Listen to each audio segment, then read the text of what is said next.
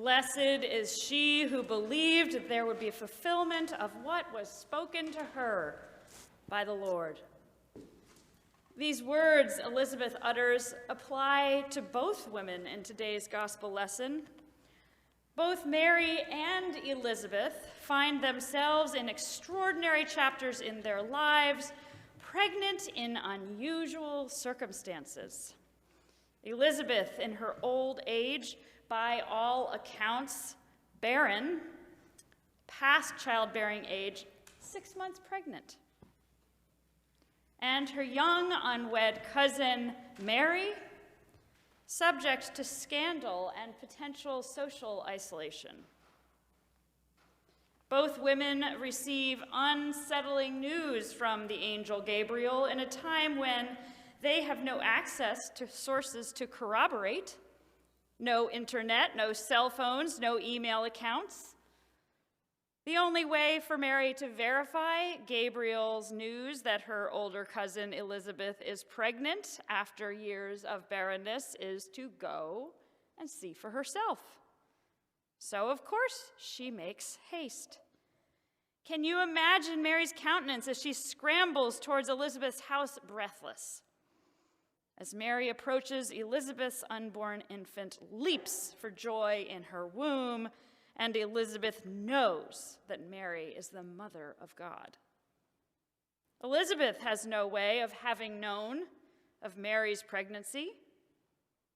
Gabriel told Mary that Elizabeth was 6 months pregnant, which drew Mary to seek her out.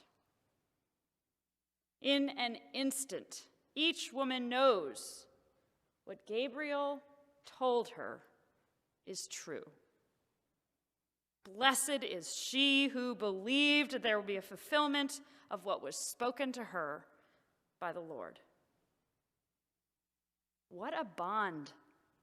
What a gift of affirmation in what must have been a moment of trepidation.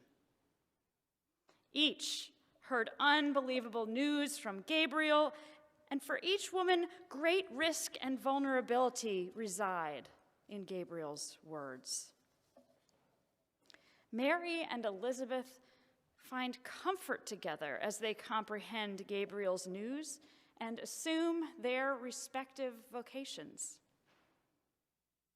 Their sisterhood brings shared strength and hope as they face the long journeys that lie before them.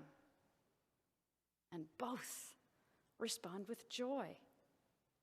Elizabeth offers words of consolation that apply to both Mary and herself. Blessed is she who believed that there would be a fulfillment of what was spoken to her.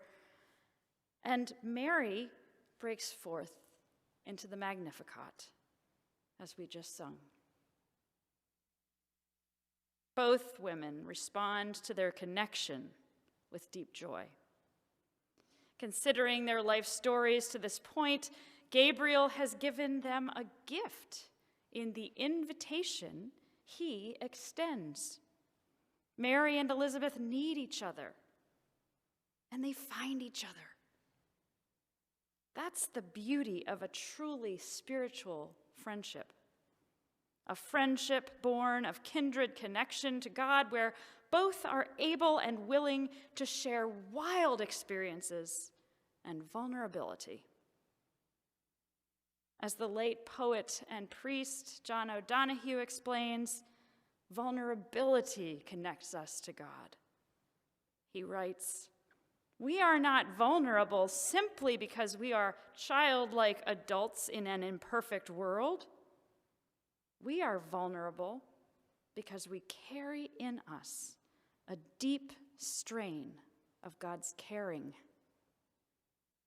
We carry in us a deep strain of God's caring."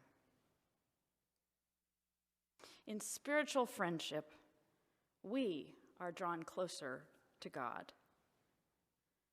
Those who have enjoyed the blessing of such a friendship have known some of life's most precious gifts.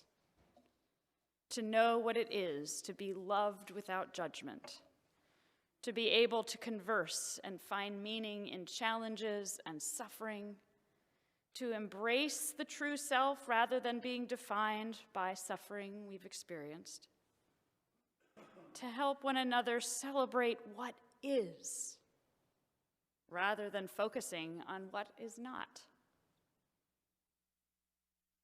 Such friendship appears in our lives when we are open and willing to take risks that stretch us beyond our comfort zones, when we do what we know in our hearts and spirits to be the right thing, regardless of whether or not what we do is what is expected of us. Often when we choose to do the opposite of what is expected. Such friendship may emerge when we shift our viewpoint and see things in a different way. Or such friendship itself may introduce the very lens through which we look to comprehend our experiences. Mary and Elizabeth need each other, and they find each other precisely because Mary believes what Gabriel has told her and goes looking for her cousin. Both Mary and Elizabeth celebrate what is in the face of all that is not. That is one of those qualities, isn't it? Of those who have known and found meaning in excruciating suffering without allowing what has happened to define them. In a world where there's so much going wrong, shared connection helps celebrate all that's going right. Sometimes friendships help us, as John O'Donohue describes.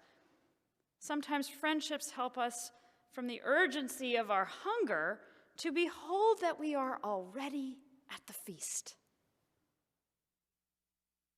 Sometimes the gift of such friendship becomes more apparent with hindsight and years of maturing.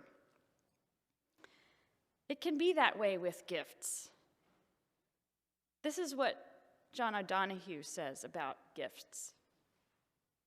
Quote, "Sometimes it is difficult to know when you are getting a gift. Its arrival can be a shock. It might seem to be the furthest thing from a gift that you could imagine.